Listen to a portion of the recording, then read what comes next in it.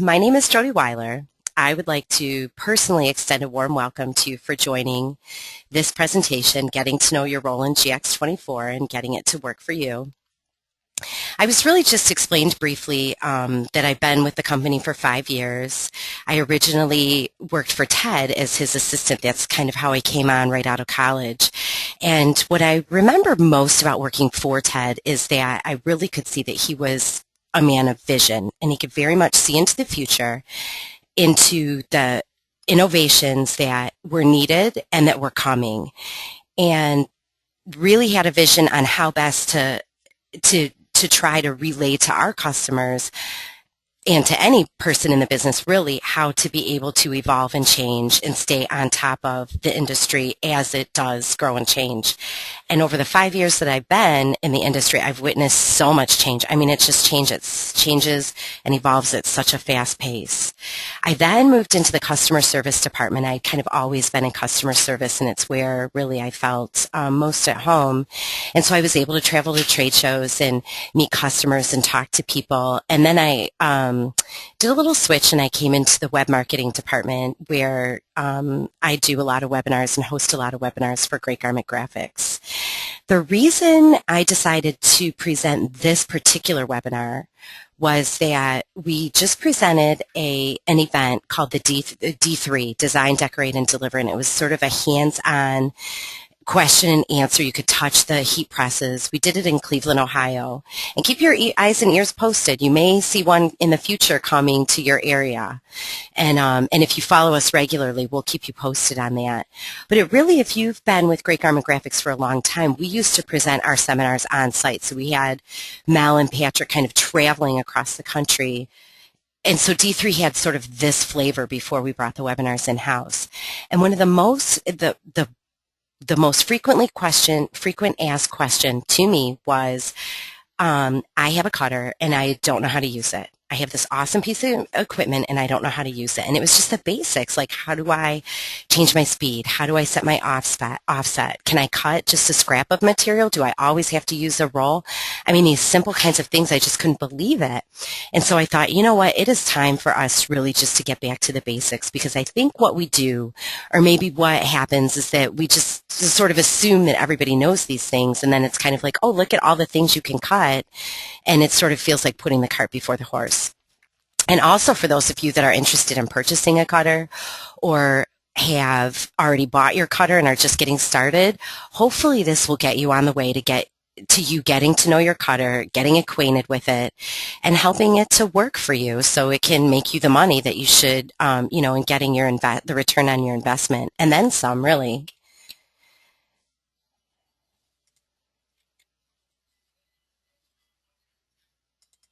So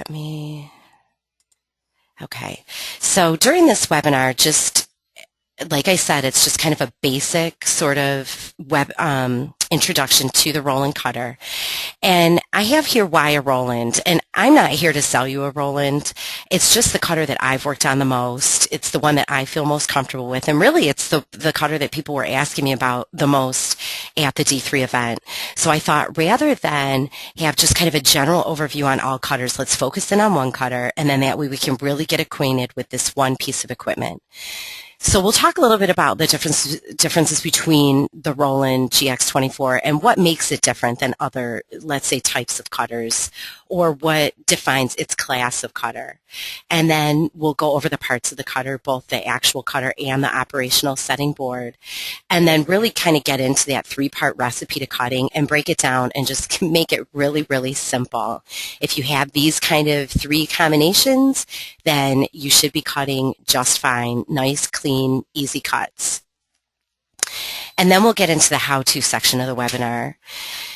And so what I've done is I have instructions on each slide as far as how to load the material, how to perform a test cut, how to set your origin, how to set your force, speed, and offset, how to change your cutting strip and Y, how to change your blade, and when to use different types of blades, and then just a simple cutting of the design. And so we will look at the actual instructions that I have written for you, and when I post the post webinar blog in the next day or so, I'll have a PDF of the slides. So you could even print those out as just kind of instructions for anybody, really simple to use, who's going to be touching or using your cutter if it's not you. So why a Roland? Obviously, the most important thing about any cutter is the motor, the thing that drives it. And so there's really kind of two types of popular motors in the vinyl cutter world, and that's the servo motor and the stepper motor. And so when you're getting into the stepper motors, those are your cutters that you see online. You could pay a few $100s for them. And they're fine cutters. They'll cut your material. They will typically only cut vinyl, so you can't really cut flock or twill with them if you need to. You definitely can't cut a rhinestone templated material. But if all you're looking to do is cut a little bit of vinyl, cut some names and numbers, the stepper motor is fine. If you want to make an investment and have a piece of equipment that is going to do more and sort of grow with you and your business, then you definitely want to look for a cutter with a servo motor, which is what the GX-24 has. And with the servo motor, you can cut twill. Obviously, you don't want to, if you are an embroiderer, you want to get an eye line. You don't want to be cutting twill all day, but you can definitely cut twill with your Roland GX-24. You can cut flock in a cinch with your GX-24, pressure-sensitive sign vinyl, and also you can cut rhinestone templates. So that is a really nice variability, being that the bling is just becoming so popular and almost integral to so many designs moving forward. It's nice to have a piece of equipment that can do all these things for you. Also, you want to look for a cutter that has an optical eye. The benefit of having an optical eye is it takes all the guesswork out of measuring your material. Am I setting my requirements wide enough? Am I setting them thin enough? And so the optical eye on the Roland, and as we'll see how it rolls back and forth, what it's doing is it's measuring with its optical eye. And so it's telling you how wide your material or your design has to be in order to cut within those cutting specs. And so it sort of really takes the guesswork out for you. And then the optical eye also has a registration sensor, which will allow you to, if you have the ability on certain printers to print registration marks, it will recognize those registration marks and cut within them. We also have some webinars on the Great Garment Graphics. They're buried. They're actually a couple years old, but they're really relevant on how to use the registration marks to print with registration marks and use your GX-24 in order to actually cut detail out of a material, to cut an entire design without having to use any type of scissors at all from your inkjet or your bubble jet printer. It also has the capability to cut a roll or just sheets when you're using scraps in order to maximize your material. Or if you just want to cut one thing and you have a piece, it allows you to do that. And then it also comes with the Roland Cut Studio software, which is Windows compatible, and it's a very easy to use program. It's very user friendly. And we're not actually going to get into the cutting or the software part of it. This is basically just getting to know your actual equipment. So let's get to know your cutter. So you can see on here, here's some of the elements of your cutter. And we have, I wonder why I can't see my cursor. Oops. Let me go back. So we'll just have to follow. Oh, there we go. Okay, so your pinch rollers. And obviously you can read here. I'm not going to read to you. But your pinch roll on the back right here is your lever, and that's what raises and lowers the pinch rollers in order to grab onto your material. Your pinch rollers can be adjusted to the left or the right, either in the front using your fingers, or you can kind of go around the back and you can move them to the left or the right that way. This is what's called your cutting carriage. This is actually what contains your motor, holds your blade. This moves to the left or the right. This is, obviously what cuts your material. Here's another pinch roller. Here's what they call the blade protector. I call it the cutting strip or the cut protector strip. This is a white, long cutting strip that covers the bottom of your equipment, the bottom of your cutter, in order to protect, obviously, the cutter, and it extends the life of your blade. And the only thing I can tell you, I made sure to include this because so many of my phone calls when I was in customer service, I would have customers call and they'd say, I keep getting these skips and jags in my material. What am I doing wrong? I have everything cut straight. And I'd say, well, have you checked your cutting strip? And they'd say, what is that? I didn't even know I had to change it. And they're only like $13, I think. They're maybe 15 at the most. And so they're definitely keeping your cutting strip in good working order and groove free and changing it often will save the life of your blades. And so your blades are $25, $30 if you're using the carbides, you're looking at $50 for a blade as opposed to a $13 investment. And if you keep up on that, you're going to extend the life of your blades at least by 50%. Here's your guidelines. Here's, you can use these for alignment actually when loading the material. And so this is a nice way to get straight edges on your material. The grit rollers, these are on the bottom. These are what helps feed your material out and back in.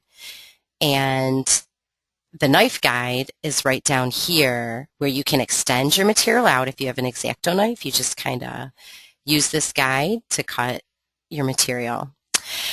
So here is getting to know the operational board of your cutter. And so here is sort of, how you do all your settings, how you move everything.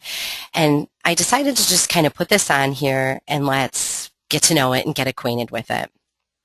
Maybe there's buttons you're really familiar with. Maybe there's buttons you've just kind of haven't touched because you don't know what to do with them or don't know why they're there. This is obviously your LED display. This is what's going to tell you this, this is how you read what it is that you're doing in your cutter. This is the test key. You press and hold this in order to perform a test cut, which we will learn later. I'll show you how to do that in this presentation. This is your origin button, how you can press that and set your origin. This is your pause key. If you're in the middle of cutting, you need to stop, answer the telephone or something, you need to cancel it, it's not working right, things aren't happening the way you expected. This is the button you push in order to pause, and then you can therefore cancel your job or adjust your settings and then restart. Here's the up and down arrow keys, and this is how I like to remember how we use these. The up and down arrow keys, I don't want to say obviously, I don't want to take anything for granted. These are going to move your material back and forth, like forward out from the cutter and back into the cutter. Also, these up and down arrow keys are how you want to move through the menu. So you're moving through the menu up and down into certain different sections. And if you want to go into a particular section, this is where we move the arrow right key. So I'm moving up and down, and I found the section that I want to go in and adjust, and then you would use the arrow right key to get into that particular section of the menu. And we'll understand that more as we go through, but that's always how I have to remember things. Here's your menu. So this is pressing this repeatedly will switch sequentially among certain setting conditions, other things that you can adjust inside of your menu. The force key is most used, so I'm glad they didn't put it inside of the menu because I'm always adjusting the force, so it's nice to kind of have that right on the operational display. That way I can just easily access it in order to adjust it either up or down, plus or minus. And then enter is how I'm going to enter my settings when I've adjusted them. I'm going to click enter, and then usually after you've clicked enter, clicking the menu button will get you back, get your measurements that you want to see, like either the width or everything you want to see on your display screen. The pen force slider, that is actually, I keep that at 0. This is actually what I found is for cutting things other than sort of material, like for certain graphics type things, and so I don't mess with the pen force at all. I just leave it set at 0. Others may feel differently, may find it beneficial, but I've typically always just left it at 0 and then made my adjustments with the force, the speed, and the offset.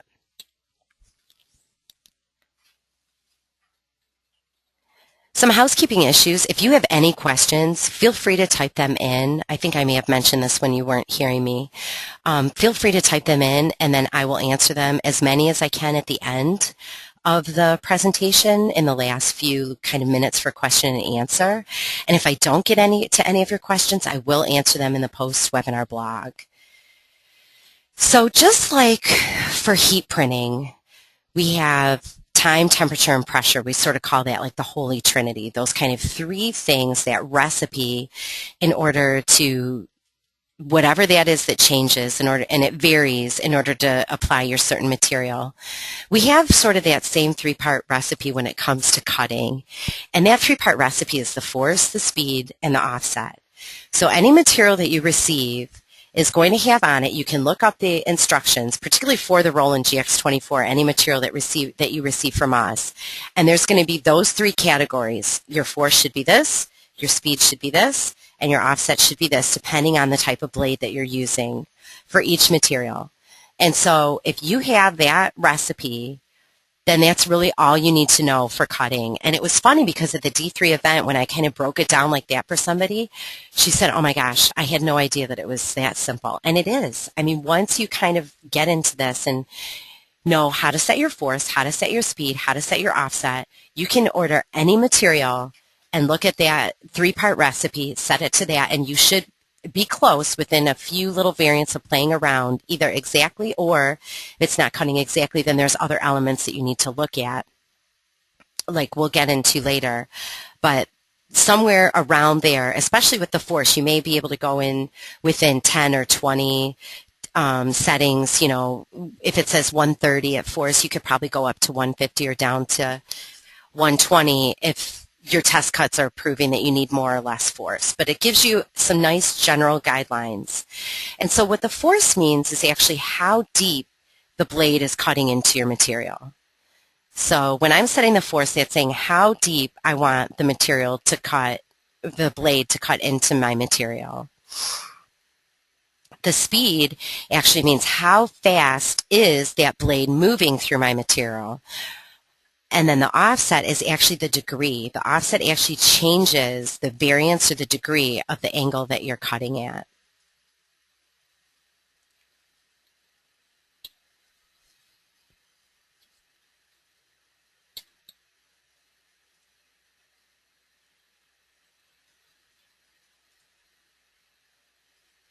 Okay. So next we're going to look at a video on how to load your material. And there's just a few points to remember before we see this about loading your material. And I actually point them out within the video. But your pinch rollers, remember I said you can adjust them either in the front of the machine or behind the machine. But they must be within those white sections at the top of the cutter. And so at your left-hand side, you have a long white section at the top, and then as you move along the top of the cutter, there's three more that are maybe an inch wide. Those pinch rollers must be within those white sections. So if they are anywhere outside of those white sections, when you lower that lever, that is not okay.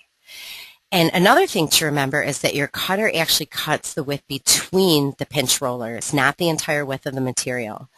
So once you load that material, you set your pinch rollers, and I typically make sure that I set my pinch roller within, if I can, like about a ½ inch on either side. Some may cut it a little bit closer, but I've had an experience where I've experienced some variance where it's kind of the material's fluctuating if I set the pinch rollers too close to the edge of the material. So I like to go a little bit within. That way everything is cutting straight and I'm actually preserving my material rather than wasting material. And so when the optical eye runs over that cutter guide,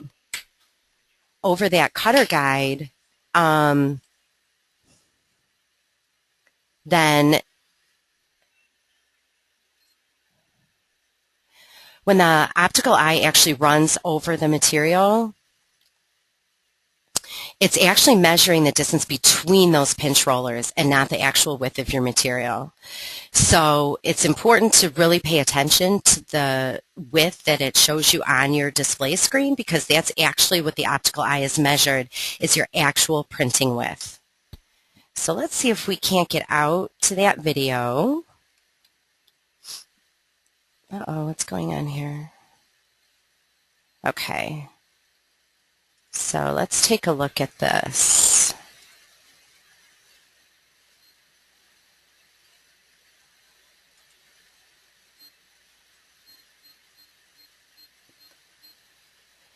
So here we're going to learn about loading rolls and sheets, how to perform a test cut. Okay, so here you can see me. And make sure that the Mylar is on the bottom. So that plastic side you always want facing down as you're loading it in through the rollers. And there's where I'm showing you. You can see here. So we have this long one that allows us to give some play where we want to put the material. And then here's the other 3 little 1-inch wide guides that we want to keep our pinch rollers within. There's me moving the, and then when we raise that lever, okay, so here we go.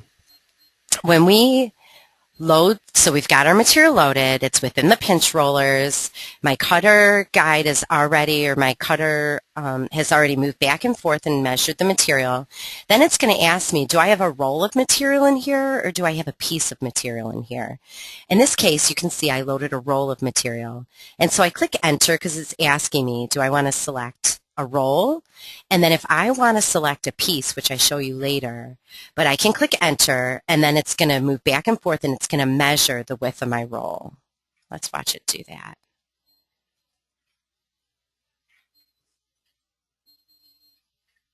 So there it is. You can't really see it moving back and forth, but that's what it's doing. Oh, there we go. And there's how it, let's back it up a little bit. Just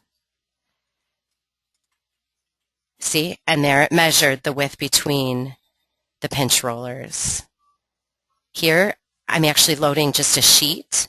So I'm going to tell the machine, and see how I clicked down, and remember that's how we move through the menu, is through up and down. And I'm telling it I'm only sending in a piece. So actually what the machine is going to do with that piece is it's going to measure it side to side and front to back. So that way the machine knows it's only going to, when you're loading a roll, it's only going to measure it side to side because it knows you have this whole roll. You're going to continually feeding continuous material into it. When you let the machine know, when you let the cutter know that you only have a piece, it measures it side to side and front to back. And that way it knows how wide it can go and how far back it can go in order to perform the cutting operation. Okay, so let's go back to our presentation here.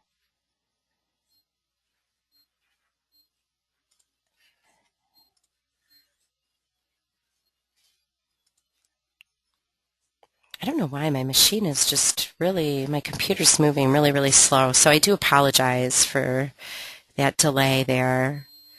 Okay. So now as far as performing a test cut, so some keys to note on performing a test cut. Oh boy, I hope it's not going to do that every time. Okay, so some keys to note is you move the blade on the material where you want it to do the test cut. And you do that, like I said, by using the right to left arrows where you want the cutter guide to move left or right where you want the material to start cutting. And also your up and down arrows are, remember, they feed your material in or they draw your material back. So that's what I mean when I say move the blade onto the material where you want it to begin cutting. And then you select Test Cut on the control panel. It's on the top row, far left. You have to select it and press it. And what the Test Cut does is it cuts a circle and a square. And you remove the circle and keep the square. And you do not cut through the Mylar. But there should be a slight scoring on the Mylar, but you definitely don't want it cutting through the Mylar. So let's look at it.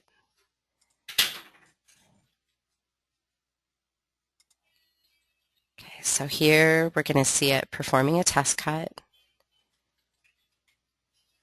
And then I'm moving the material forward. I'm grabbing my weeder, removing the circle, and leaving the square. And as you can see, let's move it back just a little bit here. As you can see, though, there's just that.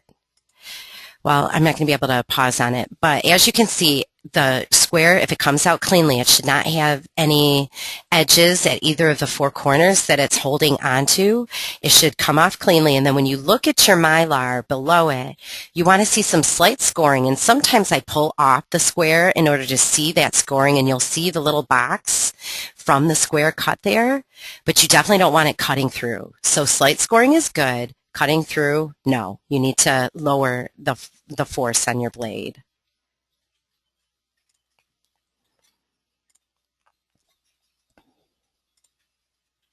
So now how we set the origin.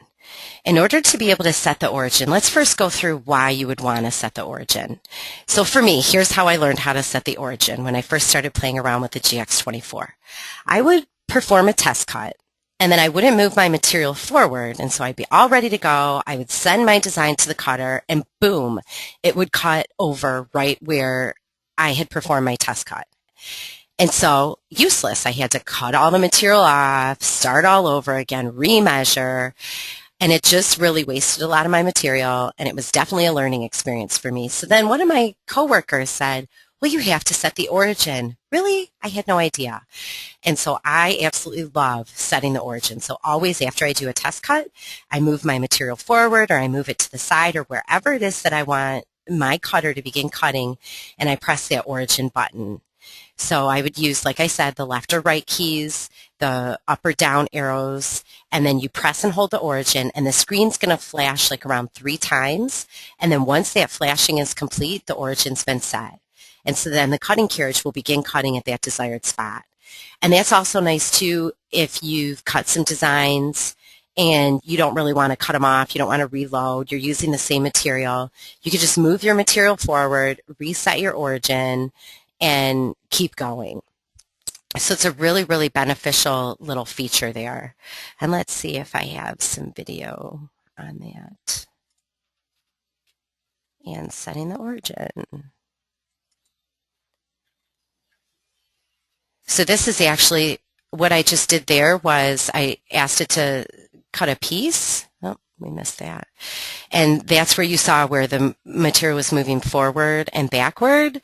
That's where you saw when I actually asked the cutter to cut a piece. And so that's how it measures it side to side, front to back, and then it gets an accurate measurement as to the width and the size of the piece and how much it can cut. So next we want to set the force.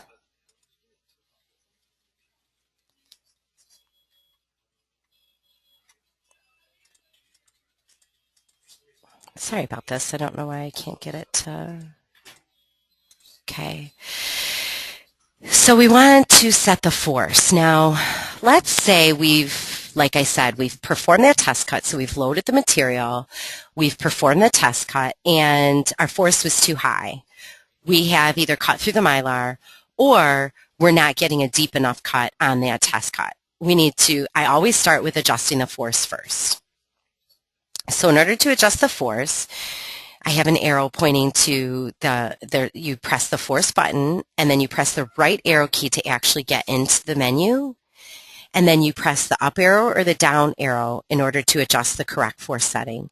So if the material calls for force at 130 grams of force, and I only have it at 110, I'm going to press the up arrow in order to get it to 130.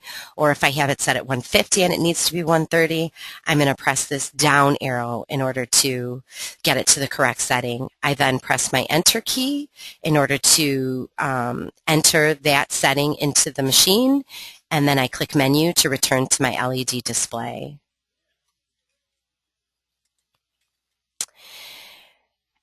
And then next I want to adjust my speed. So for speed and offset, you actually have to go into the menu. There isn't really a button on the control panel in order to set those. And actually, interestingly enough, when I looked in the GX-24 user manual, there are no instructions on how to set the speed or the offset. And so I've often spoken to customers that have no idea what the offset is, what it's used for, how to change it. And it was interesting when I started looking for instructions that I didn't see any in the user manual. So, so then I guess we'll start there. So we press menu, and then we actually have to press menu twice. And what's going to read on your LED screen, it's going to say unset up. So once it says unset up, I want to use my down arrow. Remember, that's how we move through the menu into the condition, and then it's going to say condition up on my LED screen. And then I use the right arrow to move into the condition. Okay, so I'm moving into the condition menu, and on my LED screen, it's going to say force. So I'm going to down arrow through the condition menu. I want to get past force. I'm going to down arrow into speed. And so it's going to say speed on my display LED. In order to get into the speed menu to adjust it, I click my right arrow to get into the speed menu, and I use my up or down arrows in order to adjust. And then I press menu, I press enter to enter it, and then I press menu to return to the default screen.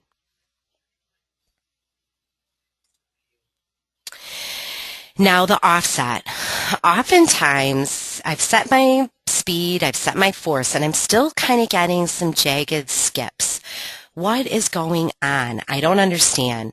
When I look at my LED screen, there's 3 settings that are showing. It's going to show my force at the top, which is, it'll say 130 grams or whatever that setting is. And then speed is going to be set. That's this one right here. And then there's one on the bottom off to the right that's either usually like a 0.25. I think the default adjustment when you receive your machine is a 0.50. But sometimes you need to change that in order to get cleaner cuts, particularly if you're looking to do fine detail. That's where your offset really matters. And when you're changing your blades from your 45 degree to your 60 degree blades. Oftentimes a 45 degree blade calls for a 0.25 offset, and a 60 degree blade calls for a 0.50. And so that's where it's important in order to get that fine detail and crisp, clean corners, really, is where you'll see the difference in your corners.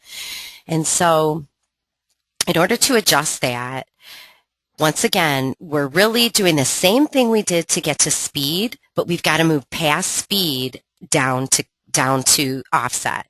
So again, we press menu twice, and then on your LED screen, it's going to say unset up. And then you use the down arrow to get, and it'll say condition on your LED screen. And then you want to get into the condition menu, so that's why we right arrow, and up here it'll say force. And we want to move within the condition menu, so we want to use up or down. In this case, we're going to use down past force. We're going to go down again past speed, and we're going to see where it says offset. In order to get into the offset menu, we want to click right. And it would be really great if you have your cutters right here, or even if you use these instructions and you kind of do it on your control panels. But then you click right in order to get into that offset menu. You adjust up or down within the menu, click enter, hit menu, and it'll show you your default, your readings again. So I actually have a little video. Let's see if we can't. It's just a quick, I think it's like a 30-second video on how to adjust your speed, your force, and your offset.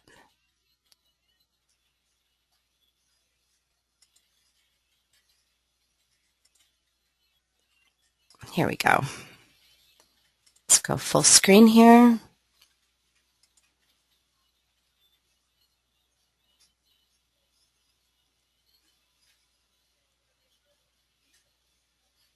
Okay, so these are what I call application instructions. You can go to stallsid.com or, wherever you're ordering your material from, but we have them right on our website. And on all of your application instructions, on the top, it's going to tell you how to heat apply the material. And at the bottom, it's going to tell you, not all of them actually look like this. Usually they're kind of like in some boxes down at the bottom for different cutter settings. But on all of our application instructions, you'll see the cutter instructions, the cutter guidelines for the GX-24. And so here we see, are we using a 45-degree blade or are we using a 60-degree blade? Here's what your force should be for a 45-degree. Here's what your force should be if you're using a 60-degree blade.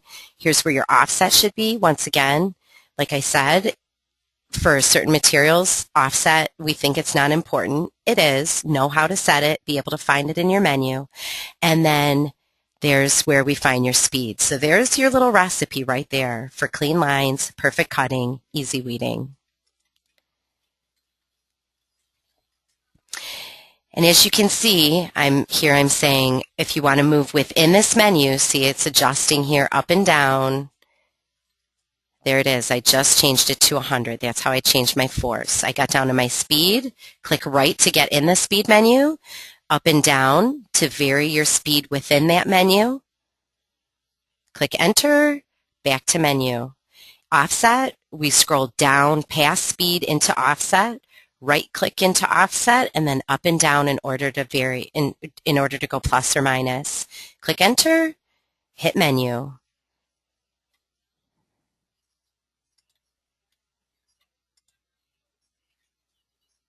Okay, so now I know I talked a little bit about your cutting strip, but let's talk about your cutting strip because it really is, it's important. And I think so many of us don't really know about it. So there's a few things that your cutting strip does. It protects your equipment from the blade. It also protects your blade. And I guess my question to you is, do you know that this does need to be replaced occasionally? And so the thing to check for when you check your cutting strip when, A, you have your speed, force, and offset. Those are set correctly for the material you're trying to cut, and you're experiencing skips in your cut, most oftenly, and not just at the corners, usually on your straight lines as well, resulting in an unclean cut on your material that's an absolute nightmare to weed. So you say, well, I have my speed set right, my force is set right, or I keep increasing my force and now I'm cutting through the mylar. What is going on? Check your cutting strip. And we'll see in this video that it shows you exactly when you have deep grooves, and all you have to do is either look at your cutting strip or run your finger along it. But if you have deep several grooves in your cutting strip, it is time to change it. You are probably blowing through blades, number one. You are not getting clean cuts on your material, and ultimately, really, you're just frustrated. And so save yourself some frustration. Order a few cutting strips. They're $13, $12.95, I think. Have them on hand in a little drawer and change them regularly. So let's see here. I'll show you a little video on how to replace your cutting strip. It's easy as pie.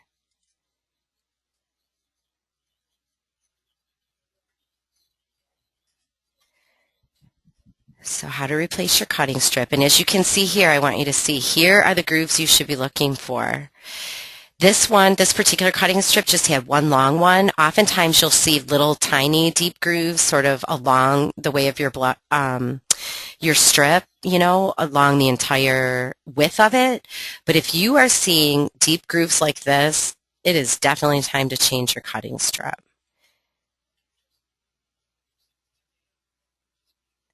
So all you do is you just kind of peel it off. It's just kind of held on with an adhesive. You gently peel it off, and after you peel off your first one, you'll see that there's actually lines that act as a guide in order for you to lay down the new cutting strip. So what I normally do is I actually just peel a little corner of the new cutting strip and get it lined up. And then when I'm first laying it down, you can see I'm kind of just peeling as I go, and I'm guiding it within those. I don't know if you can see them, but it does, the adhesive eventually forms almost like a groove that acts as a nice guide for you. And so as I'm starting, I'm just kind of peeling as I'm going. And then once you kind of get it lined up, it's kind of nice to, you'll see, I'll peel a considerable amount of it and then line it up as I'm going. I put my cutter guide to the far right when I move it with my right arrow when I'm changing my cutting strip, and then that last little corner you can just kind of put underneath. So you can see how easy it is to change a cutting strip, and you can also see that it's important to change it. So this is definitely something to consider if you're having problems, if all of your settings are correct and you're just not getting the clean cuts that you desire. Now next is let's look at changing your blade. Okay. So let's talk a little bit about your blades, and then we'll talk about changing them. So there's several different blades for your GX-24. And your 45-degree blade is kind of your all-purpose cut anything. I don't want to say cut anything, but it's kind of your all-purpose, not fine detail blade. So this will be your most used blade. If you're looking to cut finer detail, thinner materials, you then want to move into a 60-degree blade. Some important things to note, we also offer carbide blades, which will last you twice as long. They are well worth the money in order to invest in them. And if you're keeping up with your cutting strip, then you're definitely getting the most out of your carbide blades. But one important thing to note is if you're cutting flock, order a flock blade and use a flock blade solely for cutting flock. And so initially it may seem like, why do I need all these blades? But in the long run, when you're cutting these different materials, and I'll show you at the end, there's a little tip that I like to use so then you're not constantly switching out blades, which I think really is the reason why people want to kind of use the same blade all the time. They don't really want to switch between blades because, you got to take it out and switch out the blade, and you really just want to get your job done. But really it is beneficial to use the right blade for the right job. So here we will look at a little blade on how to change it.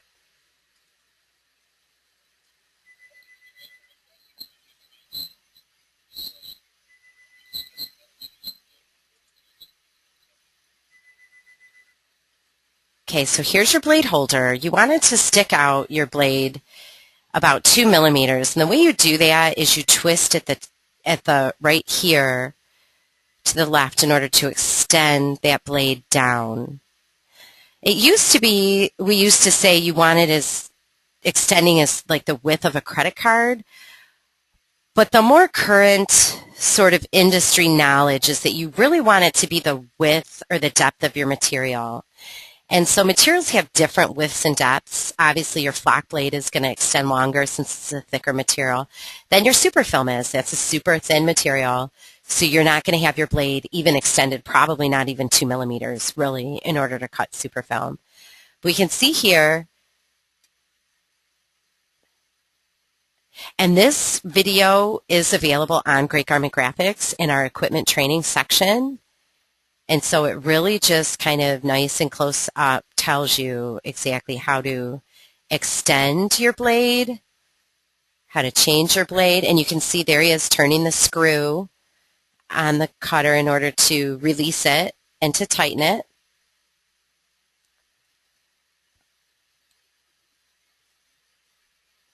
So that is how you change the blade.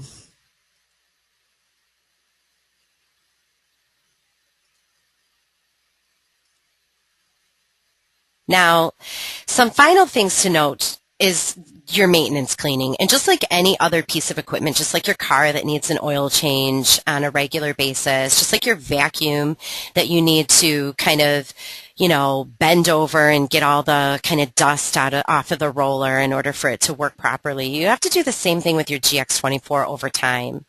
Some important things to know is you don't ever want to use You want to use a damp soft cloth, but one that's been wrung out really well. It should not be in any way wet, because it is an electrical device. You are dealing with the motor there. And obviously you don't really want to wipe off the motor, but you can definitely use the damp soft cloth to clean just about anywhere on the front of your, on your Roland.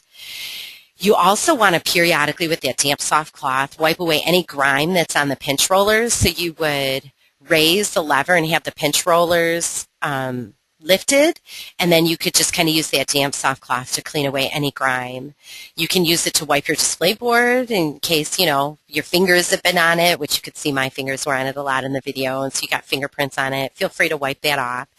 And then if you use just a really soft kind of brush to remove material scraps from the grit rollers at the bottom, because little scraps and pieces are going to get in there.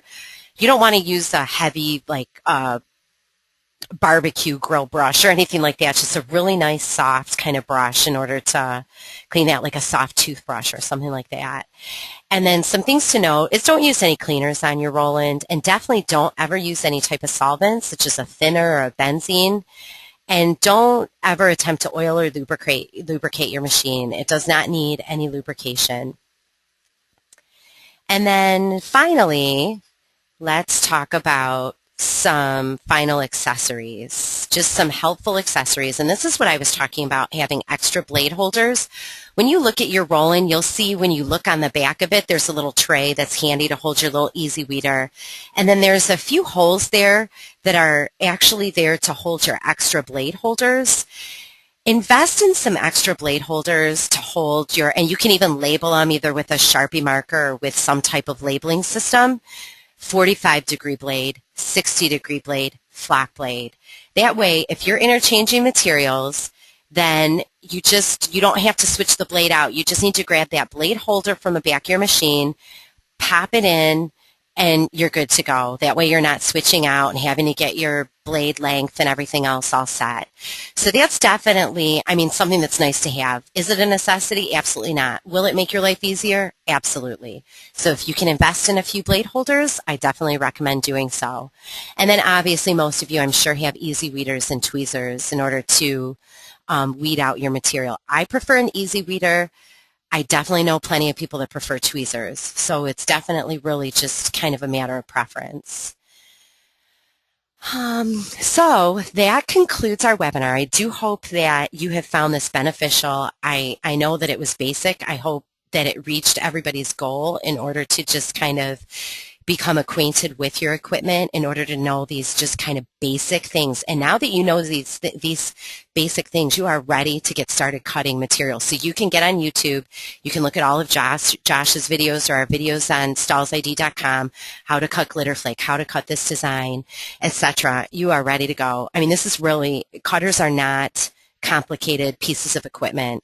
And so it's just knowing maybe these 5 or 6 little things that can get you going in order to making your equipment work for you.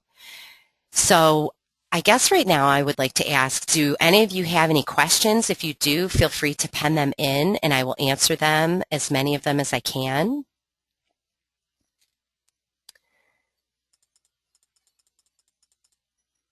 Now I do see that, oh good, we have questions that are coming in. I do see that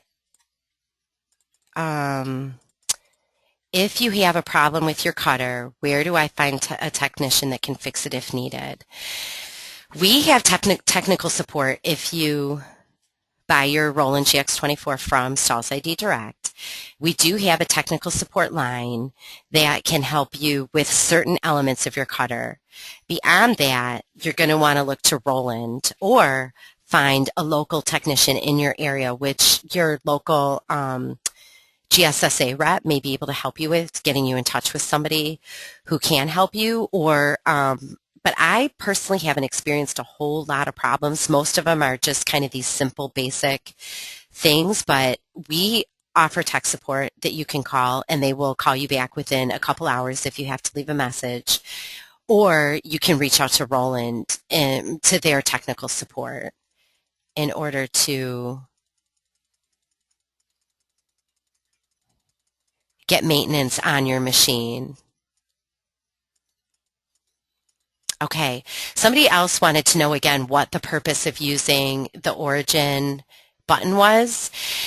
And for those of you that missed it, I explained I use the origin because I have to perform a lot of test cuts. Maybe I'm not as ample of a cutter as some other people. They can kind of just set their stuff or put the material in and it works. I perform a lot of test cuts. I do not like to have already cut my material, cut it off, getting ready to weed it, and it's pulling off too quick, or I've cut through the Mylar.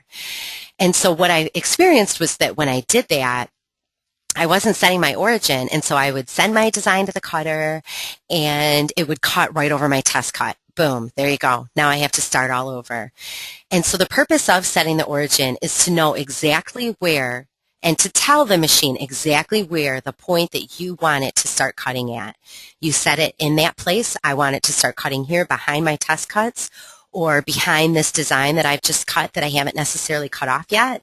And then you set your origin and it's going to start cutting right from there. So the next question is, how long do blades last? And is there a specific way it needs to go into the holder? You know, that's a good question for how long do your blades last. Your blades last, there's so many variables that go into it. How often are you using your cutter? What type of material are you cutting in your cutter? Are you cutting thick, heavy materials like vinyl? Or are you cutting thin materials like superfilm?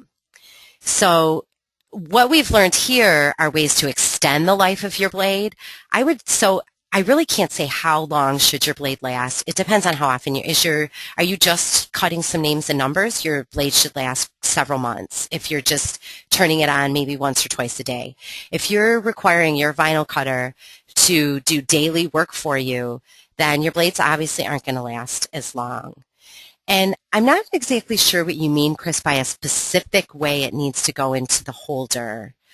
I'm unclear on what you mean by that. But yes, there is a way that it goes into the holder, and usually it's from the top, and you can just kind of give it a little push, and it'll go back down, it'll go to the bottom, and then you twist to the right in order to get it to extend down below that hole in the bottom of your blade holder. So Chris, I hope that answer helps you. The next question is, after I changed my original blade out, I noticed I had an increase in force for the same material. What is the typical force for thermofilm? Secondly, is there a way to get a replacement disc for the cutter? I've lost mine. Getting a replacement disc for the cutter is going to be rough, because if you don't have your registration number that's on that CD, you're probably going to have to purchase a brand new one from Roland. And then your original question was, obviously, if you are, I don't have with me, actually, if you want, we can actually go out to the website. Oh, I only have a minute left. You know what I'll do? I will link you to the application instructions and to our website in order to be able to see the actual application instructions. But that's a perfect example for, like, when you change out that blade and you have a brand new blade, then your force changes, because you've probably been increasing the force to get your blade to do what a brand new blade should be able to do.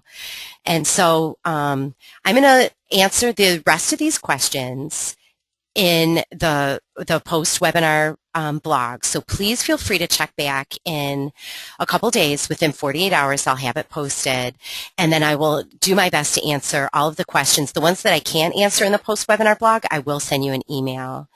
And once again, I would really like to thank everybody for joining today. I hope you did find this beneficial. I hope you're ready to get your Roland GX-24 working for you. And please join us for our next webinar hosted by Transfer Express. It's October 11th at 2 p.m. You can register on the Great Garment Graphics website, and it is entitled The Top 10 Must-Haves for Custom Heat Printing. Once again, thank you for joining, and have a great day.